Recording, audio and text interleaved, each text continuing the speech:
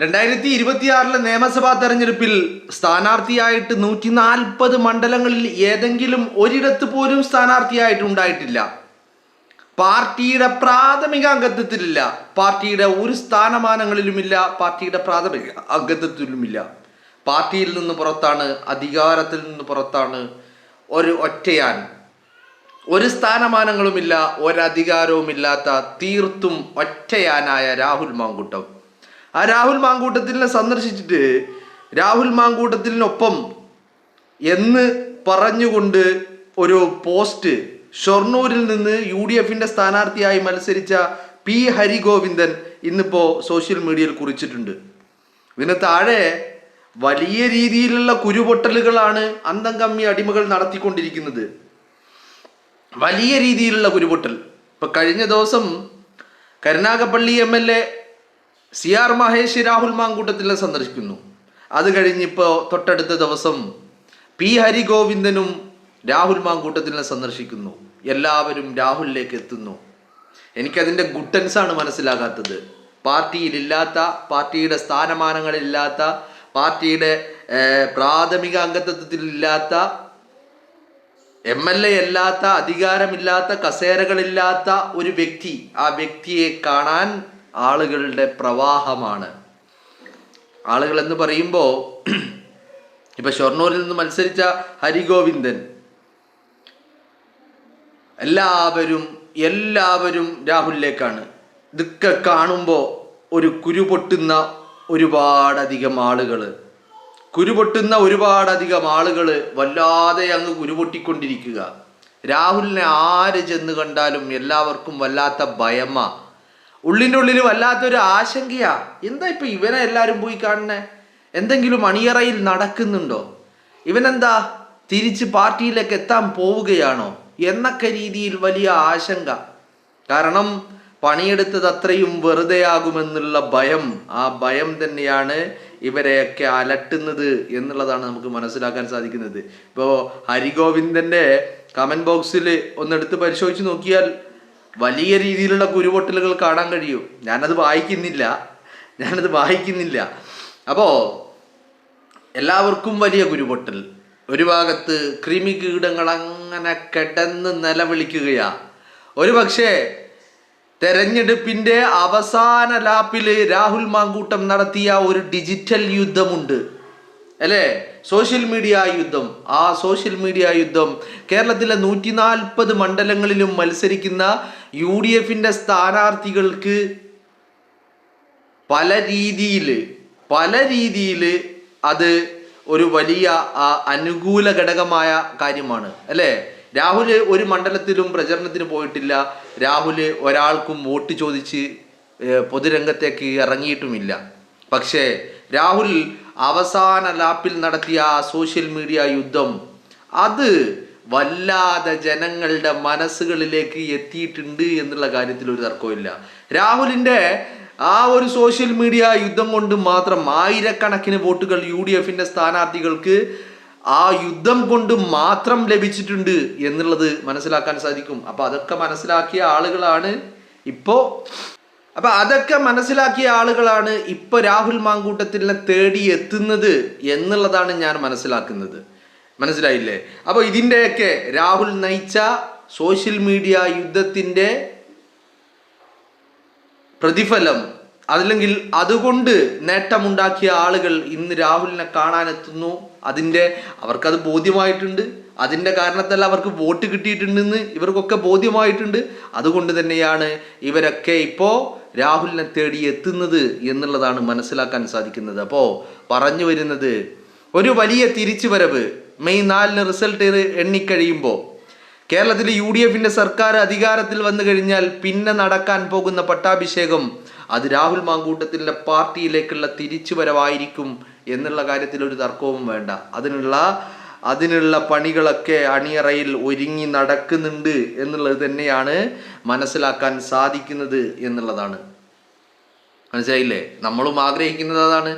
എത്രയും പെട്ടെന്ന്, ഒരുപാട് അതിവിദൂരമല്ലാത്ത ഭാവിയിൽ രാഹുൽ മാങ്കൂട്ടത്തിൽ പാർട്ടിയിലേക്ക് തിരിച്ചെത്തണം. അയാൾ ഒഴിച്ചിട്ട് പോയ കസേരകൾ അയാൾക്ക് തന്നെ നൽകണം. അയാൾ പാർട്ടിയുടെ പടയാളിയായി മുന്നണി പോരാളിയായിട്ട് അയാൾ രംഗത്തുണ്ടാകണം എന്നുള്ളത് തന്നെയാണ് ആഗ്രഹിക്കുന്നത്. അതിന് വലിയ താമസം ഉണ്ടാകരുത്, എത്രയും പെട്ടെന്ന് നടക്കട്ടെ എന്ന് തന്നെയാണ് ആഗ്രഹിക്കുന്നത്. അപ്പോൾ ഇത്തരത്തിലുള്ള ആളുകളൊക്കെ വന്ന് കാണുകയും അതൊക്കെ അവർ പൊതുമധ്യത്തിൽ പറയുകയൊക്കെ ചെയ്യുമ്പോൾ ഇത്തരം കാര്യങ്ങൾ അണിയറയിൽ നടക്കുന്നുണ്ട് എന്നുള്ളത് നമുക്ക് മനസ്സിലാക്കാൻ സാധിക്കുന്നുണ്ട്. എന്താണെങ്കിലും രാഹുൽ ഉണ്ടാക്കിയ ഒരു ഇമ്പാക്റ്റ്, അത് ഈ തെരഞ്ഞെടുപ്പിൻ്റെ അവസാന ലാപ്പിൽ ഉണ്ടാക്കിയ ഒരു ഇമ്പാക്റ്റ്, അത് ഈ പ്രസ്ഥാനത്തെ സംബന്ധിച്ചിടത്തോളം UDF സംബന്ധിച്ചിടത്തോളം വലിയ രീതിയിൽ അതൊരു ഘടകമായി, ഒരു തെരഞ്ഞെടുപ്പിനെ സ്വാധീനിക്കുന്ന ഘടകമായി മാറിയിട്ടുണ്ട് എന്നുള്ളത് എല്ലാവർക്കും ബോധ്യമായ കാര്യമാണ്. കാരണം അങ്ങനെ തെരഞ്ഞെടുപ്പ് പ്രചരണം അങ്ങനെ കത്തിപ്പടർന്ന് അതിൻ്റെ ഉച്ചിയിൽ നിൽക്കുമ്പോഴാണ് രാഹുൽ സോഷ്യൽ മീഡിയയിലൂടെ രംഗപ്രവേശനം നടത്തുന്നത്. ഒരു 7 വീഡിയോ 7-8 വീഡിയോ രാഹുൽ സോഷ്യൽ മീഡിയയിലൂടെ തെരഞ്ഞെടുപ്പിൻ്റെ തൊട്ട് തലേ ദിവസങ്ങളിൽ സോഷ്യൽ മീഡിയയിലൂടെ പങ്കുവച്ചു. വളരെ കൃത്യമായിട്ട് രാഷ്ട്രീയം പറഞ്ഞുകൊണ്ട് തന്നെ അതോടൊപ്പം പിണറായി വിജയനോടും പിണറായി വിജയൻ്റെ സർക്കാരിനോടും ചോദ്യങ്ങൾ ചോദിച്ചുകൊണ്ടെത്തിയ രാഹുൽ മാങ്കൂട്ടത്തിന് ഒരു മറുപടി പോലും പറയാൻ അന്തംകമ്മി അടിമകൾക്ക് സാധിച്ചിട്ടില്ല എന്നുള്ളതാണ് അതിൻ്റെ പ്രത്യേകത. അത് സാധിക്കാത്തത് കൊണ്ട് തന്നെ അടിമകൾ വലിയ രീതിയിൽ അധിക്ഷേപങ്ങളും തെറിവിളികളും ഒക്കെ നടത്തി. പക്ഷേ ഈ തെറിവിളികളും അധിക്ഷേപങ്ങളൊന്നും രാഹുൽ മൈൻഡ് ചെയ്തില്ല. മറിച്ച് അയാളുടെ പണിയെടുത്തു. ഇത് എത്തിയത് ദശലക്ഷക്കണക്കിന് ആളുകളുടെ കാതുകളിലേക്കാണ് രാഹുലിൻ്റെ ഓരോ ചോദ്യങ്ങളും എത്തിയത്. അതിൻ്റെയൊക്കെ ഇമ്പാക്റ്റ് ഈ തെരഞ്ഞെടുപ്പിൽ ഉണ്ടായിട്ടുണ്ട് എന്നുള്ള കാര്യം വളരെ വ്യക്തമാണ് താനും. എന്താണെങ്കിലും CR മഹേഷിന് പിന്നാലെ ഷൊർണൂരിലെ UDF സ്ഥാനാർത്ഥിയായ ഹരിഗോവിന്ദൻ മാഷ് കൂടി. ഏതാ ഹരിഗോവിന്ദൻ? നിങ്ങൾ ഓർക്കുന്നില്ലേ? ഹരിഗോവിന്ദൻ ആരാ? ഹരിഗോവിന്ദൻ എന്ന് പറയുന്നത് BRM ഷഫീർ 24 ഒരു ജനകീയ കോടതിയിൽ ഇരുന്നിട്ട് പറഞ്ഞ വാക്കുകൾ ഇപ്പോഴും എൻ്റെ കാതുകളിൽ മുഴങ്ങുക. 2016 അല്ല 2021 ഈ പറയുന്ന ഹരിഗോവിന്ദന് സ്ഥാനാർത്ഥിത്വം നിഷേധിച്ചിട്ടാണ് ഒറ്റപ്പാലത്ത് P സരിൻ എന്ന് പറയുന്ന ഒരു പൊളിറ്റിക്കൽ പിമ്പിന് UDF സീറ്റ് കൊടുത്തത്. ഒറ്റപ്പാലത്തിൻ്റെ മണ്ണ്, പാലക്കാട്ടിൻ്റെ വിവിധ ഭാഗങ്ങളിൽ പാർട്ടിക്ക് വേണ്ടി അഹോരാത്രം പണിയെടുത്ത വ്യക്തിയായിരുന്നു ഹരിഗോവിന്ദൻ. ആ ഹരിഗോവിന്ദൻ ഈ തെരഞ്ഞെടുപ്പിൽ ഷൊർണൂരിലാണ് മത്സരിച്ചത്. ആ ഷൊർണൂരിൽ നിന്ന് മത്സരിച്ച UDF സ്ഥാനാർത്ഥി ഹരിഗോവിന്ദൻ ഇപ്പോൾ രാഹുലിനെ കാണാൻ എത്തിയിരിക്കുന്നു. അണിയറയിൽ സംതിങ് ലോഡിങ് എന്നുള്ള കാര്യത്തിൽ ഒരു തർക്കവും ഇല്ല. മനസ്സിലായില്ലേ? വളരെ കൃത്യമായിട്ട് അണിയറയിൽ ചില നീക്കങ്ങൾ നടക്കുന്നുണ്ട് എന്നുള്ളത് ഉറപ്പാണ്. അതല്ലാതെ ഈ തെരഞ്ഞെടുപ്പിന് ശേഷം ഇത്തരത്തിൽ ചില സന്ദർശനങ്ങൾ ഉണ്ടാകുന്നുണ്ടെങ്കിൽ അത് രാഹുൽ മാങ്കൂട്ടത്തിലുള്ള തിരിച്ചുവരവിനുള്ള പാതയൊരുക്കലാണ് എന്നുള്ള കാര്യത്തിൽ ഒരു തർക്കവും എനിക്കില്ല. ഇനിയിപ്പോൾ അതിൻ്റെ സമയമേതാ, അതിൻ്റെ സാഹചര്യം ഏതാ എന്നൊന്നും എന്നോട് ചോദിക്കരുത്. ഞാൻ ജ്യോത്സ്യനൊന്നുമല്ല കബഡി നിരത്തി നോക്കിയിട്ട് പറയാൻ. പക്ഷേ എന്താണെങ്കിലും അണിയറയിൽ നടക്കുന്നത് രാഹുൽ മാങ്കൂട്ടത്തിലുള്ള തിരിച്ചുവരവിന് വേണ്ടിയുള്ള വഴിവെട്ടൽ തന്നെയാണ്. അതാണ് ഇപ്പം നമ്മൾ കണ്ടുകൊണ്ടിരിക്കുന്നത്. അത് എത്രയും പെട്ടെന്ന് സാധ്യമാകട്ടെ എന്നുള്ളതാണ് ഒരാഗ്രഹം എന്ന് പറയുന്നത്. കാരണം ഇപ്പോൾ VD സതീശൻ കേരളത്തിൻ്റെ മുഖ്യമന്ത്രി ആവുക എന്ന് പറയുമ്പോൾ മുട്ടിടിക്കുന്ന ഒരുപാട് ആളുകളുണ്ട് കേരളത്തിൽ. മനസ്സിലായില്ലേ? സതീശനല്ലാതെ ആരായാലും ഓക്കെ, ഞങ്ങൾ അഡ്ജസ്റ്റ്, ഞങ്ങൾക്ക് മാനേജ് ചെയ്യാം എന്ന് ആഗ്രഹിക്കുകയും സതീശൻ ആകരുത് എന്ന് ആഗ്രഹിക്കുകയും ചെയ്യുന്ന ഒരുപാട് ആളുകൾ കേരളത്തിലുണ്ട്, അതിനെ ഭയപ്പെടുന്ന ആളുകൾ. അതുപോലെ തന്നെയാണ് രാഹുൽ മാങ്കൂട്ടത്തിൽ MLA അല്ലെങ്കിൽ പോലും അയാൾ പാർട്ടിയിലേക്ക് തിരിച്ചെത്തുന്നത് പോലും ഭയപ്പെടുന്ന ഒരു കൂട്ടം ആളുകൾ മറുഭാഗത്ത് നിൽപ്പുണ്ട്. പാർട്ടിയിൽ ഉള്ളവരല്ല, പാർട്ടിയുടെ എതിർപക്ഷത്ത് നിൽക്കുന്നവർ. കാരണം രാഹുലിനെ വേട്ടയാടിയതും രാഹുലിനെ വേട്ടയാടി വീഴ്ത്തിയതും അയാളുടെ തിരിച്ചു വരവ് ഒരിക്കലും ഉണ്ടാവരുത് എന്ന് ആഗ്രഹിച്ചിട്ടാ.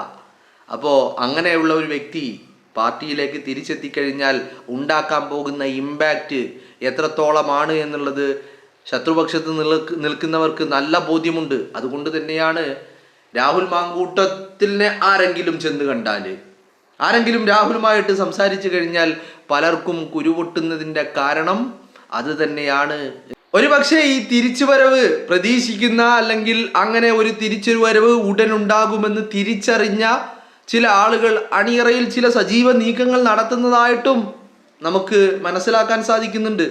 ഒരു പരാതി കൂടി രാഹുൽ മാങ്കൂട്ടത്തിനെതിരെ വന്നു കഴിഞ്ഞാൽ, അതും മെയ് 4-ന് മുൻപ് വന്നു കഴിഞ്ഞാൽ നിങ്ങളാരും അതിൽ വലിയ അത്ഭുതപ്പെടേണ്ട കാര്യമില്ല. കാരണം രാഹുലിൻ്റെ തിരിച്ചുവരവിനെ കുറിച്ചുള്ള പല സൂചനകളും പല ഭാഗത്തു നിന്നും ഉയർന്നു കേൾക്കാൻ കഴിയുന്നുണ്ട് എന്നുള്ളതാണ്. അപ്പം അതുകൊണ്ട് ഇനിയും സമ്മർദ്ദങ്ങൾ ഉണ്ടാക്കി, വിവാദങ്ങൾ ഉണ്ടാക്കി, ആരോപണങ്ങൾ ഉണ്ടാക്കി ഇനിയും രാഹുലിനെ വീണ്ടും പിടിച്ചു കെട്ടുവാനുള്ള ശ്രമം പല ഭാഗത്തു നിന്നും നടക്കുന്നുണ്ട്.